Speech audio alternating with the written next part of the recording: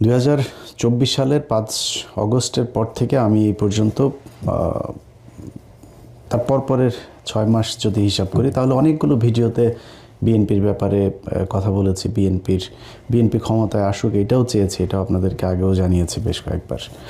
তো তার প্রেক্ষিতে আমরা মনে করেছিলাম যে বিএনপি ক্ষমতায় আসবে এবং একটা ভালো শাসন ব্যবস্থা এই দেশের মানুষকে উপহার দেবে, এটা আমার প্রচণ্ড বিশ্বাস ছিল। কিন্তু দিনকে দিন যে পরিস্থিতি বিভিন্ন ইস্যুতে, শুধু একটা কোনো বিশেষ ইস্যু না, ধরেন চুপ্পুকে সরানো, এই সবশেষ হ্যাঁ ভোট না ভোটের ভেতরেও বিএনপি না ভোটের পক্ষে অবস্থান নিল। সবশেষ মির্জা আব্বাসকে জিজ্ঞেস করলো একজন সাংবাদিক যে আপনি হ্যাঁ ভোট এবং না ভোট এটার কার পক্ষে অবস্থান নিচ্ছেন? সেটা আমার ব্যক্তিগত ব্যাপার। এটা আপনার ব্যক্তিগত ব্যাপার না তো, আপনি তো ভোটারদের কাছে ভোটও চাচ্ছেন, আপনি ধানের শীষ কাকে ভোট দেবেন বা ধানের শীষের পক্ষে চাচ্ছেন কি চাচ্ছেন না, আপনাকে এটা প্রশ্ন করলে কি আপনি এটা বলতেন? তখন তো বলতেন যে না, অবশ্যই ধানের শীষের ভোট চাই। তাহলে হ্যাঁ ভোট না ভোটের ক্ষেত্রে ওনাদের কথা হচ্ছে যে আমরা এটা আমার ব্যক্তিগত ব্যাপার, এটা বলা যাবে না। তার মানে উনি হ্যাঁ ভোটের পক্ষে নাই। কোনটার পক্ষে সেটা আমরা এখনও জানি না।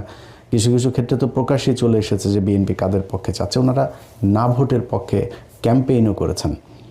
হাদির মৃত্যুর পরে বিএনপির লোকজন, বিএনপির যারা ফেসবুকের বিভিন্ন ইয়েতে আছে, ওদের সোশ্যাল মিডিয়াগুলোতে, তাদের অনেককে দেখেছি হাদিকে নিয়ে তারা বাজে কথাবার্তা বলেছে।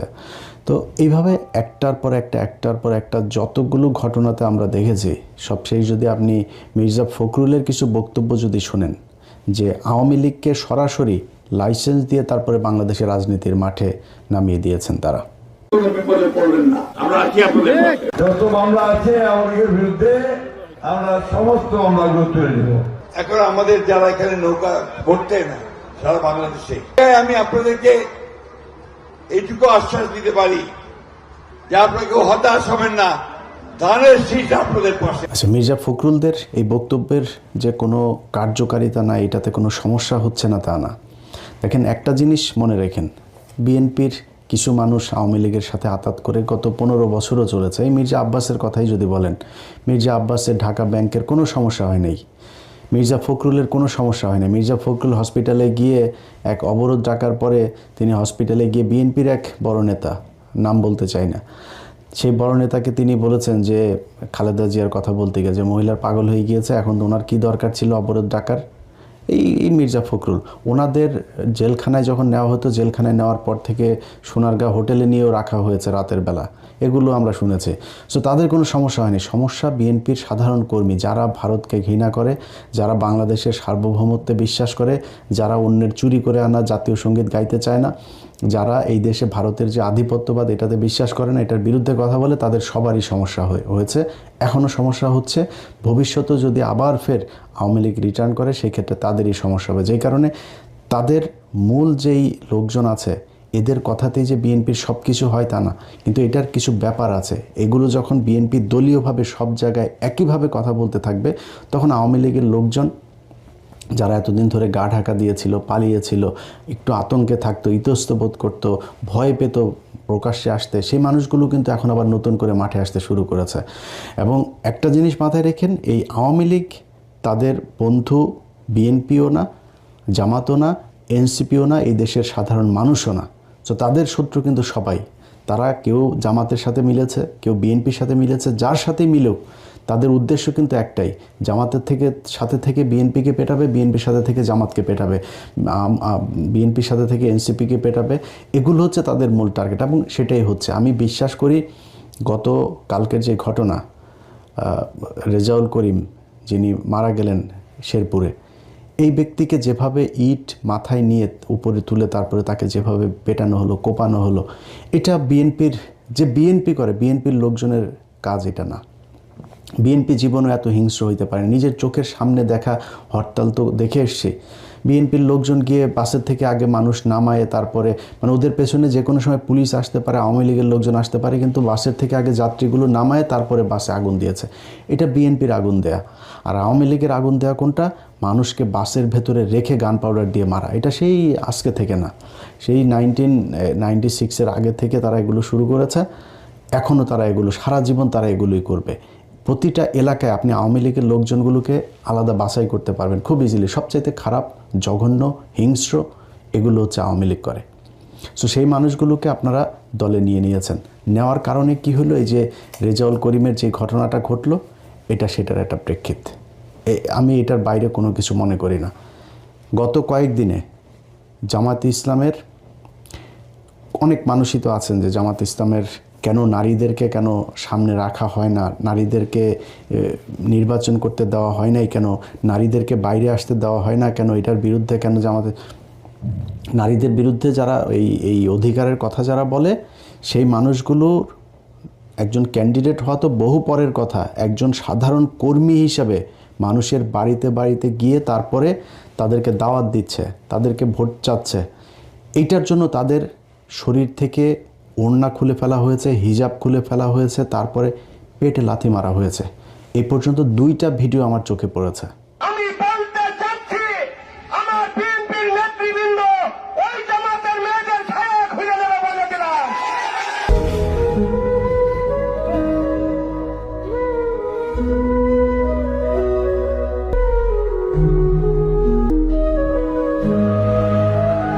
আচ্ছা, এখন এই বেশিরভাগ ক্ষেত্রে এই যে মহিলাদের উপরে যে নির্যাতনগুলো, যে এই কী বলবো আক্রমণগুলো হচ্ছে না, এগুলোকে জায়েজ করার জন্য তারা একটা নতুন জিনিস বানিয়েছে। সেটা হচ্ছে যে এই মহিলারা নাকি গিয়ে জান্নাতের টিকিট বিক্রি করে, এই জন্য তাদেরকে মারতে হবে।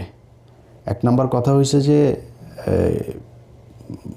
কোরআন, এই পুরো কোরআনটা একটা রাজনীতি। আপনার রাষ্ট্র শাসন ব্যবস্থা, রাষ্ট্র কিভাবে চলবে, সব কিছুই কোরআনের মধ্যে আছে। আপনি যদি কোরআন পড়েন, কোরআনের একদম শুরুর দিকের, একদম শুরু প্রাথমিক যে ইয়েগুলো আয়াতগুলো নাজিল হয়েছে, সেই আয়াতগুলোতে শুধু মানুষকে আপনার করা হয়েছে যে তাওহীদের বর্ণনা দেওয়া হয়েছে, দাওয়াত দেওয়া হয়েছে, তাদেরকে এনকারেজ করা হয়েছে, জান্নাতের সুসংবাদ জানানো হয়েছে, আল্লাহকে কেন বিশ্বাস করতে হবে, এইসব বিষয়ে কথা বলা হয়েছে। ঠিক মদিনায় হিজরতের পরপর থেকেই কোরআনের যে আয়াতগুলো নাজিল হয়েছে, তার সবই কি আপনি আপনার স্ত্রীর সাথে কি ব্যবহার করবেন, আপনার পরিবারের, আপনার ছেলে সন্তানের জন্য কতটুকু সম্পত্তি ভাগ হবে, আপনার মেয়ের জন্য কতটুকু ভাগ হবে, আপনি কার কার সাথে বিয়ে করতে পারবেন, সমাজে সুদ খাওয়া যাবে কি না, অর্থনৈতিক ব্যবস্থা কি হবে, কার প্রতি কি, কার কতটুকু হক, সব কিছু এগুলো নিয়ে আলোচনা। এই কোরআনের বাইরে, মানে শরিয়া আইন মানে কি, আপনি কোরআনের যে কথাগুলো বলা হয়েছে সেগুলো। এখন এটা আপনার পছন্দ হচ্ছে কি না হচ্ছে সেটা অন্য জিনিস। অনেক মানুষ নারীদের ব্যাপারে বিশাল নতুন নতুন অনেক করেন, আপনি সংবিধান জাহির করার চেষ্টা করেন। পৃথিবীর ভেতরে, কোরআনের ভেতরে আপনাকে নারীর যে অধিকার দেওয়া হয়েছে, যদি নারীরা আসলে জানতো যে কোরআনে তাকে কি কি বলা হয়েছে, তার কতটুকু অধিকার, এটা জানলে সে পরের দিন থেকে তারা না খায় বলতো যে কোরআনে যেটা বলেছে আমরা সেটা চাই। এখন ভাই, আমার বাংলাদেশে কয়দিন আগে মসজিদে নামাজ পড়তে পারতো না, ওয়াজ মাহফিল করতে পারতো না, সেই অবস্থা থেকে রাতারাতি বিশাল কিছু হয়ে যাবে, এটা আমরা বিশ্বাস করি না। যেই কারণে এই শরিয়া আইন হইতে হবে না হইতে হবে এটা নিয়ে এই বিতর্কে যাচ্ছি না। কিন্তু আপনি যদি মনে করেন যে কোরআন একদিকে, ধর্ম একদিকে, রাজনীতি একদিকে, এটা মিথ্যা কথা। রাসূল সাল্লাল্লাহু আলাইহি সাল্লাম খালি ধর্ম প্রচার করেন নাই, রাসূল সাল্লাল্লাহু আলাইহি সাল্লাম মসজিদে বসে খালি ইমামতি করেন নাই, মসজিদে বসে উনি রাষ্ট্র পরিচালনা করেছেন, উনি গভর্নর নিয়োগ করেছেন, উনি বলেছেন রাষ্ট্রের শাসন ব্যবস্থা কেমন হবে, অর্থনৈতিক অবস্থা কেমন হবে, এগুলো তিনি বলেছেন। সো এটার সাথে ওইটার আলাদা করে কিছু বলা যাবে না। এখন আপনি কারে ভোট দিবেন, কারে শাসন ক্ষমতায় বসাইলে আপনি সেই আগের মতো সেরকম নারীদেরকে, রাসূল সাল্লাম বলে গিয়েছিলেন না যে মক্কা থেকে একজন নারী, একটু ভুল হইতে পারে সংশোধন করেন, একজন নারী মক্কা থেকে সিরিয়াতে যাবে, তার ভেতরে গভীর রাতে সে সিরিয়াতে যাবে, তার ভেতরে একমাত্র আল্লাহর ভয় ছাড়া পৃথিবীর কোনো ভয় থাকবে না। এত নিরাপদ একটা নারীদের জন্য একটা পৃথিবী তিনি গড়ে দিয়ে যেতে চান। সো আপনি সেই জায়গা থেকে এর চাইতে ভালো কোথায় পাবেন, কি পাবেন? তো এখন যদি আপনি মনে করেন যে ধর্ম একদিকে, রাষ্ট্র আর আরেকদিকে, না ভাই, আমি একজন মুসলমান হিসেবে মনে করি ধর্মের নামে রাজনীতি না, ধর্মটাই রাজনীতি। সো সেই জায়গাতে কারে ভোট দিলে আপনি ভালো শাসন ব্যবস্থা পাবেন, কারে ভোট দিলে আপনি আল্লাহর সন্তুষ্টি লাভ করতে পারবেন। মানে জান্নাতের টিকিট মানে কি? জান্নাত কি বাংলাদেশের গুলিস্তানে আছে নাকি, যে আপনার বা ইন্ডিয়াতে আছে না, সৌদি আছে না, আমেরিকায় আছে? এটা তো জানি না, আপনারা কেমনি টিকিট দেবে? তার মানে জান্নাতে যাওয়ার রাস্তা আপনাকে দেখাই দেবে, বা জান্নাতের আপনি ইসলাম আপনাকে যেভাবে একটা সুন্দর শাসন ব্যবস্থা দিতে পারে, এমন একটা শাসন ব্যবস্থা যেটাই মনে করেন কারে দিলে পাবেন এটা আপনি জানেন। ধানের শীষে দিলে না দাঁড়িপাল্লায় দিলে, এটা আপনি চিন্তা করে নেন, এটা আপনার চিন্তার ভেতরে। কিন্তু আমি যদি এইটাকে বাদ রেখে যদি বলি যে জান্নাতের টিকিট বিক্রি করার এই কথা বলার কারণে জামাত ইসলামের কাউকে নির্বাচনী প্রচারণায় বাধা দেওয়া হবে, কোনো নারীর পেটে লাথি মারা এটা জায়েজ হবে, তাহলে চলেন আমরা বিএনপির পক্ষ থেকে কতজন এই পর্যন্ত জান্নাতের টিকিট বিক্রি করেছে সেটাও একটু শুনি। দোজখের মালিক আল্লাহ, বেহেশতের মালিক আল্লাহ, এই পৃথিবীর মালিক আল্লাহ, কাবার মালিক আল্লাহ। আরে ভাই, যেটার মালিক আল্লাহ সেটা কি অন্য কেউ দেওয়ার ক্ষমতা রাখে? রাখে না। তাহলে কি দাঁড়ালো? তাহলে সমাজকে শান্ত রাখার জন্য জিয়া রহমান কি করেছেন? দেশ আমাদের খালেদা জিয়া কি করেছেন?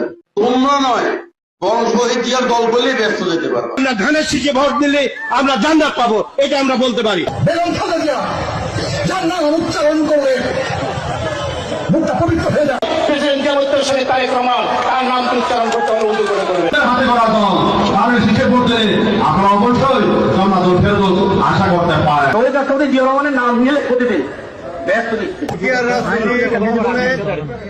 আমি মক্কা মনে করি সাধারণত দলীয় এই বাড়িটাকে আমি যার পায়ের নিচে আপনার দেশ, সেই পুরুষ মানুষগুলো এখানে উপস্থিত আছে, তাদেরকে বলবো বাড়ি বাড়ি গিয়ে মা বোন চাচি খালাদের বলে দেবেন ভোট ধানের শীষে দিতে হবে। যদি ধানের শীষে ভোট না দেন, এই মহিলাদেরকে বলছি আপনারা জান্নাত পাবেন না। ওমর রাদিয়াল্লাহু আনহু বলেন চার খলিফার এক খলিফা আমার নেতা শহীদ প্রেসিডেন্ট জিয়া রহমান, চার খলিফার মতো একজন। আমার নেতা তারেক রহমান, হযরত আলী রাদিয়াল্লাহু আনহু, আমার নেতা মা ফাতেমা বেগম খালেদা জিয়া। যারা পার্লামার্কে ভোট দিবে বরং এরা দুজনে যাওয়ার সম্ভাবনা বেশি। তো বিভিন্ন বাড়িতে যাইয়া আমাদের ধানের শীষের পক্ষে কথা বলবে। শহীদ রাষ্ট্রপতি জিয়া রহমানের মার্কা, এটা আল্লাহ প্রদত্ত মার্কা। মদিনা ইসলামের চর্চা করি আমরা, মদিনা ইসলামে বিশ্বাস করি। শরিয়া আইনের ব্যাপারে ওটা বলেছে কিন্তু যে আমরা শরিয়া আইনে বিশ্বাস করি না। আচ্ছা, এগুলি এই যে জান্নাতের টিকিট বিক্রি করে তারপরে অনেক কথাবার্তা তারা বলেছে, এইভাবে করেও তাদের যখন কিনা দেখলো যে না হচ্ছে না, তো দিন দিন অবস্থা ভয়ঙ্কর দিকে যাচ্ছে, তখন তারা শুরু করলো কি আপনার নতুন করে মানুষের হাতে পায়ে ধরে কান্নাকাটি শুরু করলো। কোথাও যায় আপনার পায়ে ধরে, কোথাও কান্নাকাটি করে, এইগুলো করে মানুষের কাছে ভোট চাওয়া শুরু করলো।